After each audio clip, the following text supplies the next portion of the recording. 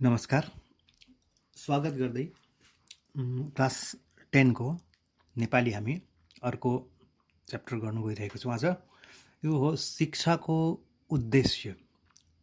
शिक्षाको हामीले शिक्षा दिने वा लिने किन हो, के कारण हो? उद्देश्य भनेको चाहिँ कारण। यो लेख्ने मान्छे को हो भन्दा चेतनारायण जोशी। परिचय है, लेखकको अनुहार हो यो, उसको परिचय। स्वर्गीय शिवलाल देवकोटा एवं कृष्णमाया देवकोटाका सुपुत्र चेतनारायण जोशीको जन्म 9 मार्च 1938 का दिन मप्रेममा भएको हो। मप्रेम भनेको शिलङमा छ, यो मेघालयमा जग्गा हो। उनको जन्म भनेको 1 मार्च 1938 मा भएको रहेछ। उनले बिए सम्मको औपचारिक शिक्षा लिएका छन्। मतलब उसले नर्मल आफ्नो बिए जुन हामी कलेजमा गएर गर्छौँ यस्तो छ नि, बिएसम्म पढेको। औपचारिक भनेको चाहिँ नि पाङाई भने जस्तो नि मिजोमा शिक्षा लिएका छन्। अत्यन्त लगनशील र परिश्रमी जोशीले आफ्नै प्रयत्नमा मप्रेम मोडर्न स्कुलको स्थापना गरी र सोही स्कुलमा प्रधान अध्यापक रही समाजलाई शिक्षाको ज्योतिद्वारा आलोकित पार्ने कोसिस गरेको हामी पाउँछौँ। उसको सबैभन्दा ठुलो योगदान के रहेछ भने अत्यन्त लगनशील, एउटा कार्यमा लागेपछि लागे नछोड्ने, परिश्रमी, एकदमै मेहनती। जोशी भनेको चेतनारायण जोशीको छोटो तरिकाले भनेको जोशी आफ्नै प्रयत्नमा आफ्नो गरेकोमा कामले आफूले मप्रेम मोडर्न स्कुलको स्थापना गरे, स्कुललाई बनाएको, सबभन्दा पहिलाबाट खोलेको उसले हो। सोही स्कुलमा, त्यही स्कुलमा हेडमास्टर भएर, प्रधान अध्यापक, प्रिन्सिपल भएर र यी समाजलाई शिक्षाको, समाजलाई भनेको चाहिँ आफ्नो छेउछिमेकीहरू, नेपाली दाजुभाइहरू या अरूलाई पनि शिक्षाको ज्योतिद्वारा, शिक्षाको रूपको जुन ज्ञान छ त्यसलाई आलोकित पार्ने, उज्यालो पार्ने गरेर कोसिस गरेको हामी पाउँछौँ। उसको यो एकदमै ठुलो योगदान रहेछ। उनको अथक परिश्रम देखेर नै मेघालय सरकारको शिक्षा विभागले उत्कृष्ट शिक्षकको पुरस्कारले पुरस्कृत गरेको छ। उनको यस्तो कार्य देखेर नै उनलाई बेस्ट टिचरको, उत्कृष्ट शिक्षक भनेको राम्रो टिचर, एकदमै धेरै राम्रो भएर स्टेट गभर्मेन्टले, मेघालय सरकार, त्यहाँको मेघालय जस्तै यहाँ मिजोरम सरकारले भने जस्तै उत्कृष्ट शिक्षकको पुरस्कारले पुरस्कृत गरेको हो।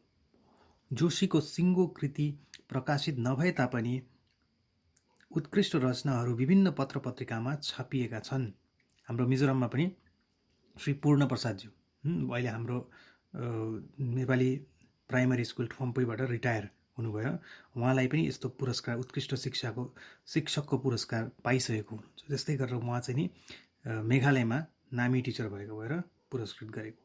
जोशीको सिङ्गो कृति प्रकाशित नभए तापनि एउटै चिज उसले एक्लै लेखेको सिङ्गल नभए तापनि उत्कृष्ट रचनाहरू, राम्रो नामी रचनाहरू लेखेको कामहरूलाई रचना भन्छ, विभिन्न पत्र पत्रिकामा छपिएका छन्। धेरै जस्तो अरूले लेखेको या ग्रुपमा भएकोमा कता कता उसको लेखहरू थुप्रै पाइन्छ। सरल सहज भाषाका धनी जोशीका रचनाहरूमा विषयको गहनता र परिपक्वता पाइन्छ। सरल, सिम्पल, बुझ्नु सजिलो भाषा उसको। यस्तो भाषाका धनी भनेको उसको त्यस्तो भाषा चलाउने एबिलिटी एकदम धेरै थियो, एकदमै धेरै भएर धनी भनेको। जस्तै धन धेरै भएकोलाई धनी भन्छ, जसरी ज्ञान धेरै भएको, भाषा चलाउनु जान्ने भएको, भाषा जान्नेलाई भाषाका धनी भन्छ। जोशीका रचनाहरूमा विषयको गहनता, कुनै सब्जेक्टमा उसले बताउनु चाहेको सब्जेक्टमा गहनता र परिपक्वता पाइन्छ। परिपक्वता त मेच्योरिटी भन्छ। मेच्योरिटी भनेको जसले एक्सपिरियन्सले गर्दाखेरि धेरै देखेको भएर, दुनियाँ देखेको भएर उसको लेखनहरूमा पनि, उसले लेखेको चिजहरूमा पनि त्यो चिज हामीले देखिन पाइन्छ। र परिपक्वता भनेको एउटा एङ्गलले मात्रै हेर्ने, सानो चिजले डिसाइड गरिहाल्ने त्यस्तो नभएर उसले चाहिँ एकदमै ठुलो चिजले, ठुलो र धेरै व्यापक दृष्टिले हेरेर परिपक्वता देखाउनु जानेको रहेछ। यो चाहिँ नि लेखकको परिचय हो। लेखकको नाम चेतनारायण जोशी, श्रीरङको मान्छे, मप्रेमको, स्कुल बनाएको इत्यादि याद राख्नु। शिक्षाको उद्देश्य पनि हाम्रो च्याप्टरको नाम हो। शिक्षा उर्लदो सभ्यताको देन हो भन्नु अनुचित नहोला।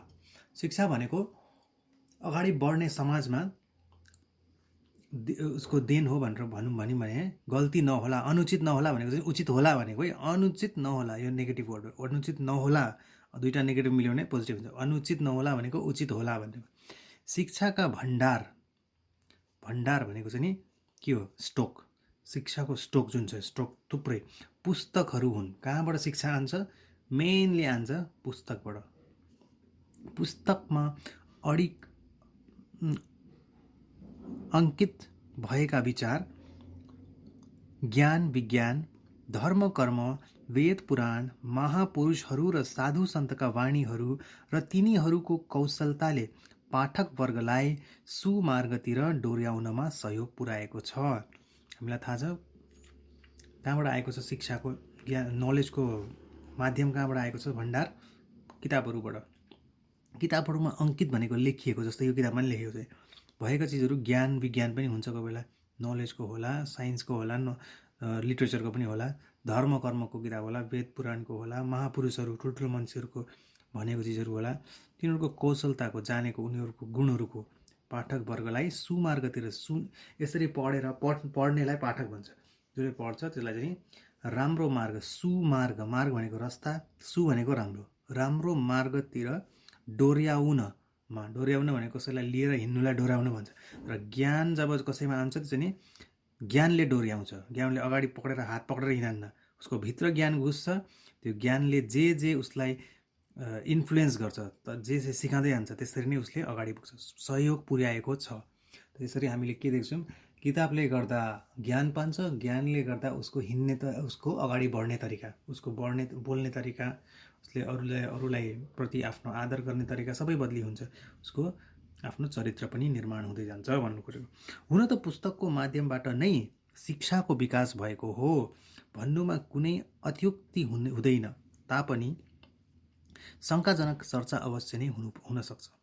हुन त हामीले यत्तिकै नर्मली हेर्दाखेरि किताबबाट नै सबै, किताबको मिडियमबाट, माध्यम भनेको मिडियमबाट, किताबको थ्रुबाट नै नलेज बढेको हो, शिक्षाको, ज्ञानको विकास भएको हो भनेको। विकास भनेको चाहिँ नि डेभलपमेन्ट भएको हो भन्नुमा अतियुक्ति हुँदैन, गल्ती हुँदैन। धेरै भनिम भन्नु पनि पर्दैन, ठिकै हो भनेको। तर शङ्काजनक चर्चा अवश्य नै हुन सक्छ। तर पनि हामीले वाद विवादमा बढ्न सक्छौँ, डिस्कसन चाहिँ गर्न सक्छौँ है, कि खालि किताबले मात्रै नलेज दिन्छ भन्ने चाहिँ यो चर्चाको विषय त अवश्य हुनसक्छ। पूर्ण शिक्षित, यहाँ चाहिँ यो च्याप्टरमा उसले के भन्नु खोजेको भने किताबले मात्रै पनि नभएर अरू जग्गाबाट पनि ज्ञान छ है भनेर बताउनु खोज्छ। किताब एकदमै महत्त्वपूर्ण हो, तर किताब छोडेर अरू पनि छ भन्नु खोज्छ। पूर्ण शिक्षित, पूर्ण भनेको कम्प्लिट, पूर्ण शिक्षित, कम्प्लिट शिक्षित, एजुकेटेड व्यक्ति विनयी हुन्छ। विनयी भनेको एकदम नम्र जाति हुन्छ भनेको। विनयी व्यक्ति स्वभावले नै अनुशासन प्रिय हुन्छन्।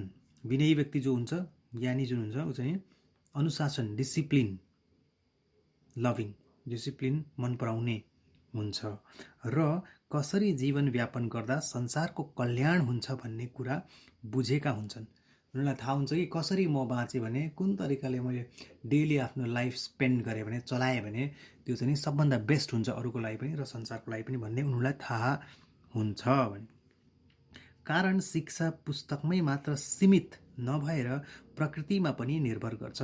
किनभने यसको कारण के हो भने शिक्षा भनेको खालि किताबमा मात्र नभएर, सीमित भनेको लिमिटेड नभएर, लिमिट त्यहाँसम्म मात्र, पुस्तकमा मात्र लिमिट नभएर, not limited up to the book भएर केमा हुन्छ नभएर प्रकृतिमा पनि निर्भर गर्छ, नेचरमा पनि डिपेन्ड हुन्छ। निर्भर भनेको डिपेन्ड। प्रकृति शिक्षाको दोस्रो मूल स्रोत हो। नेचर के हो? शिक्षा दिने मूल स्रोत, सोर्स भनेको स्रोत हो है। मूल भनेको मेन, दोस्रो, 2 नम्बरको चिज चाहिँ हामीलाई शिक्षा दिने के हो? प्रकृति हो, नेचर हो अरे। पहिलो चाहिँ किताब भनेर बताइसकेको छ, अर्को चाहिँ हामीलाई प्रकृति पनि हो भनेको। सूर्यको ताप जस्तै नेचरमा के पाइन्छ हामीले आफ्नो छेउछाउमा? सूर्यको ताप हो, सूर्यको ताप हामीले पाइन्छ।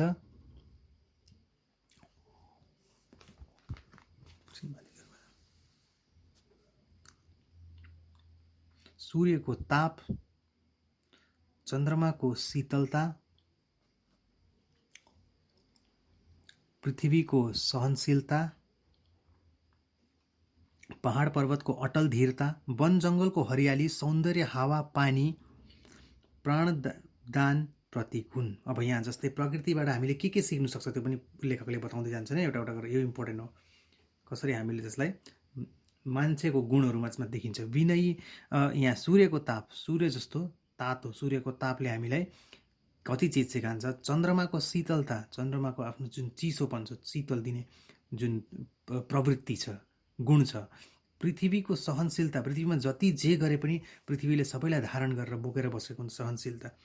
पहाड पर्वतको अटल धीरता, पहाड र पर्वत नहल्लिने, आफ्नो जग्गामा बसे गर्नेले पनि हामीलाई कतिवटा गुण सिकाएको हुन्छ हामीलाई। वन जङ्गलको हरियाली, सौन्दर्य, वन र जङ्गलले के गर्छ, अरूको लागि चाहिँ नि फलेर फुलेर यसरी अक्सिजन दिने, फलफुल दिने, खाने बाटोहरू बनाएर दियो, त अरूको लागि बाँच्नुपर्छ भन्ने सिकाएको। सौन्दर्य, हावा पानी प्राणदानका प्रतीक हुन्। यो सबै प्रकृतिले हामीलाई के सिकाएको छ, प्राण कसरी सृजन गराउने, पृथ्वीमा कसरी गरेर हामीले पृथ्वीमा बाँच्ने चिजहरूलाई र बचाउने चिजहरूलाई कसरी ध्यान दिने भनेर चाहिँ हामीलाई सिकाएको हुन्छ। निरन्तर शिक्षा त पटमूर्खले पनि प्रकृतिको उदारताबाट उपलब्धि गरि नै रहेका छन्। निरन्तर शिक्षा त पटमूर्खले पनि यो प्रकृतिको उदारताबाट उपलब्धि गरि नै रहेका छन्। कुनै पनि नर्मल मान्छेले पनि, धेरै नबुझ्ने मूर्ख नै भने पनि तिनीहरूले पनि यो गुणहरू त प्रकृतिबाट देख्नु सक्छ नै। तर आफूहरूप्रति कति हितकारी छन् सो स्वयंले नै सोच्ने कुरा हो। तर आफूहरू अरूप्रति, हामी अरूप्रति, जसले पनि बुझ्नु सक्छ कि प्रकृति चाहिँ हामी, नेचर हामीतिर कति साह्रो माया गरेर हामीलाई राखेको छ भनेर, कति बचाएर राखेको छ। तर अब आफूहरू अरूप्रति, हामी चाहिँ नि अरूको प्रति कसरी हितकारी, राम्रो सोच्नु सक्ने, स्वयं त्यो त आफूले नै हामीले विचार गर्नुपर्छ, आफूले नै बुझेको हुनुपर्छ, जान्नुपर्छ, त्यस्तो गुण डेभलप गर्नुपर्छ। तर प्रकृतिमाथि विवेक राखी त्यसलाई राम्रो पार्नु शिक्षाको मुख्य उद्देश्य हो। यो एकदमै जरुरी हो। तर प्रकृतिलाई पनि हामीले के गर्नुपर्छ, विवेक भनेको इन्टेलिजेन्स राखेर त्यसलाई राम्रो पार्नु शिक्षाको मुख्य उद्देश्य हो। कुनै पनि राम्रो सिटिजन हुनुको लागि के गर्नुपर्छ, हामीलाई ज्ञान विज्ञान सबै जानेपछि आफ्नो छेउछाउको नेचरलाई कसरी बचाएर राख्ने, त्यो पनि एकदमै जरुरी छ। अहिले हालमा हामीले देख्यौँ कसरी एउटा सानो विषाणुले, भाइरसले आएर हामीलाई कति दुःख दिइसकेको छ। किनभने कुनै पनि जीवित चिजहरूले पृथ्वीमा हामी बस्नु खोजेको जस्तै गरेर बस्नु चाहन्छ। त्यही भएर हामीलाई सबैसित मिलेर बस्नुको लागि अरूको भित्र, अरूलाई बस्ने, अरूको घरहरूलाई हामीले बिगार्न सकिन्छ। जानवरहरूलाई दुःख दियौँ भने जानवरको चेनहरू बिग्रिन्छ, तिनीहरूको बस्ने तरिका बिग्रिन्छ, एउटाले अर्कोलाई खाने, अर्कोले अर्कोलाई माथि निर्भर हुन्छ। त्यसरी गर्दा गर्दा गर्दा अन्तमा गएर मान्छेलाई नै दुःख हुन्छ भनेर हामीले बुझेको। रिसाउनु मान्छेको प्रकृति हो, त्यसलाई संयमले भरसक कम्ती गर्नु शिक्षाको सच्चा स्वरूप हो। जस्तै रिसाउनु भनेको मान्छेको एउटा नर्मल चिज हो। सबै मान्छे कोही न कोही रिसाएकै हुन्छ, कोही बेला रिसान्छ, कोही बेला नरिसान्छ। तर रिसाउनु कहिले पनि रिस नउठ्ने मान्छे हुन्न। तर संयमले, संयम भनेको कन्ट्रोल गरेर आफूलाई भरसक कम्ती गर्नु, त्यो रिसलाई कम्ती गर्नु चाहिँ नि कहाँबाट आन्छ, शिक्षाले हामीलाई सिकान्छ। अगर यस्तो मान्छे छ जसले आफूलाई कन्ट्रोल गरिराख्छ भने त्यसले सच्चा शिक्षा पाएको रहेछ भन्ने त्यसको एक्जाम्पल हो। स्वरूप भनेको देखिनु भनेको, स्वरूप आफ्नो रूप भनेको। शिक्षित व्यक्ति विनम्र र सदाचारी हुन्छन्। जो एजुकेटेड हुन्छ त्यो विनम्र हुन्छ, पोलाइट हुन्छ, सदाचारी हुन्छ, उसको आचरण एकदमै राम्रो हुन्छ, बानी व्यवहार राम्रो हुन्छ भने। फलले लटरम्म भएको हाँगो झुकेकै हुन्छ। यो त उदाहरण हामीलाई थाहा छ, जति धेरै फल फल्यो त्यति रुख तल ढल्केको हुन्छ। त्यस्तै गरेर राम्रो गुणहरू भएको मान्छे जहिले पनि झुकेको हुन्छ। राम्ररी पाकेका फल सुन्दर मात्रै होइन, कोमल र नरम पनि हुन्छन्। त्यसरी नै अझै एउटा उदाहरण प्रकृतिबाट दिएको छ लेखकले। राम्ररी पाकेका फल मतलब राम्ररी जानेको मान्छे के हुन्छ, कोमल हुन्छ र नरम पनि हुन्छ। जस्तै फल पनि के हुन्छ, राम्ररी पाएको मिठो फल के हुन्छ, नरम हुन्छ। त्यस्तै नै मान्छे पनि राम्रो जुन कम्प्लिट मान्छे हुन्छ त्यो चाहिँ जहिले पनि नरम हुन्छ। शिक्षाका दुई मार्ग छन्। प्रथम, पुस्तक सहित शिक्षा प्रचारका वर्तमान वैज्ञानिक। शिक्षाको दुईटा बाटो छ, मार्ग छ।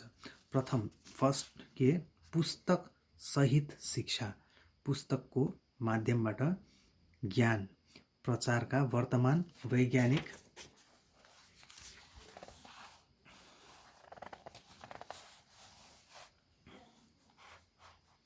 यन्त्रहरू जस्तै टेलिभिजन, पहिलो चाहिँ हामी डिस्कस गर्छौँ। मैले पहिला चाहिँ के हो, जस्तै पुस्तकहरू, ज्ञान विज्ञानको यन्त्रहरू, टेलिभिजनहरू, यो सबै जस्तै टेलिभिजन, रेडियो, नाटक, चलचित्र इत्यादि। दोस्रो मार्ग, अर्को बाटो के हो, आफ्नो अनुभव जस्तै आगोले डाम्दा पिर, तितो र मिठोको स्वाद, हर्ष र दुःखको अनुभवले आफूमा ल्याएको चेतनाले अनुभवीलाई शिक्षाको मार्ग प्रदर्शन गराउँछ। पहिलो चाहिँ के थियो, हामीलाई पुस्तकको माध्यम होस् कि टेलिभिजनको होस् कि यो चाहिँ बाहिरबाट पाउने ज्ञानहरू, बाहिरबाट पाउने ज्ञानहरूलाई चाहिँ पहिलो क्याटेगोरीमा राखेको छ चलचित्र, नाटक। दोस्रो मार्ग, यो जरुरी छ है, दोस्रो मार्ग आफ्नो अनुभव। दोस्रो मार्ग, यसलाई चाहिँ साइकोलोजीमा पनि यसलाई भन्छ, तर म अहिले भन्दैन, किनभने 10 क्लासकोमा यो एकदमै धेरै चिज हुन्छ। सब्जेक्टिभ र अब्जेक्टिभ नलेज भन्ने, यो अब्जेक्टिभ भनेको बाहिरबाट पाउनु, सब्जेक्टिभ भनेको आफ्नो भित्रबाट आफूले जुन अनुभव गरिन्छ त्यो बाहिरबाट कसैले दिनु सक्दैन। यो दोस्रो मार्ग त्यो आफ्नो अनुभव जस्तै आगोले डाम्दा पिर, आगोले पोलेको हुँदाखेरि हामीलाई सिकानै पर्दैन पोले कसरी हुन्छ भनेर, थाहा भइहाल्छ भित्रबाट। तितो र मिठोको स्वाद, त्यस्तै गरेर टेस्ट पनि हामीलाई भित्रबाट थाहा हुन्छ, कसैले भनेर लेखेर देखान्न यस्तो हुन्छ है तितो भनेर। हर्ष र दुःखको अनुभव, यो पनि जति नै लेखेर जति नै टिभीमा देखाए पनि न्युजमा देखाए पनि हामीले दुःख कहिले बुझ्छौँ, जब आफूले खुसी भएको अनुभव हुन्छ। त्यो चाहिँ सब्जेक्टिभ गुण हो, आफ्नो भित्रबाट आयो। आफूमा ल्याएको चेतनाले अनुभवीलाई शिक्षाको मार्ग प्रदर्शन गराउँछ। यो दुईटा माध्यमलाई मजाले जसले बुझेको हुन्छ, पहिलो चाहिँ बाहिरबाट आउने ज्ञान र भित्रबाट आफूले बुझेको अनुभव गरेको ज्ञान, दुईटैलाई, त्यसलाई नै शिक्षित भनिन्छ। शिक्षित मान्छेमा चिन्तन गर्ने सामर्थ्य हुन्छ। शिक्षित मान्छेको एउटा एकदमै ठुलो गुण कसरी चिनिन्छ शिक्षित मान्छेलाई भने, उसले चिन्तन गर्ने सामर्थ्य, एबिलिटी हुन्छ। चिन्तन भनेको विचार गर्नु सक्छ, कुनै पनि चिजलाई उसले देखेर त्यसको माथि सोच्नु जानेको हुन्छ। नदोहोरिकन त्यसै उम्लनु र आफ्नो मतमा लेडे ढिपी हुनु अशिक्षाको लक्षण हो। नदोहोरिकन कुनै पनि चिजलाई रिपिट, फेरि एकपालि नसोचिकन, दुईपालि नसोचिकन र एउटै मतमा मैले देखेको त्यही हो, अरू सोच्नु पर्दैन भन्ने सोच्नु, जस्तो लेडे ढिपी पनि भन्छ। यस्तोलाई चाहिँ यो चाहिँ अशिक्षाको लक्षण हो। यस्तो भएको चाहिँ यो इलिट अशिक्षा भन्न सकिन्छ अरे, जसले चाहिँ पढे लेखेको छैन भनेर भन्छ। पढे लेखेको भन्दैमा ग्रेजुएट भएको, इन्जिनियर भएको, डक्टर भएकोलाई भन्दैन। जसले आफ्नो कुनै पनि जानेको चिजलाई दुईपालि विचार गरेर मात्रै बोल्छ, त्यसलाई नै शिक्षित भएको लक्षण। जसले कम्ती गर्छ जस्तो, त्यसलाई अशिक्षित नै भनिन्छ।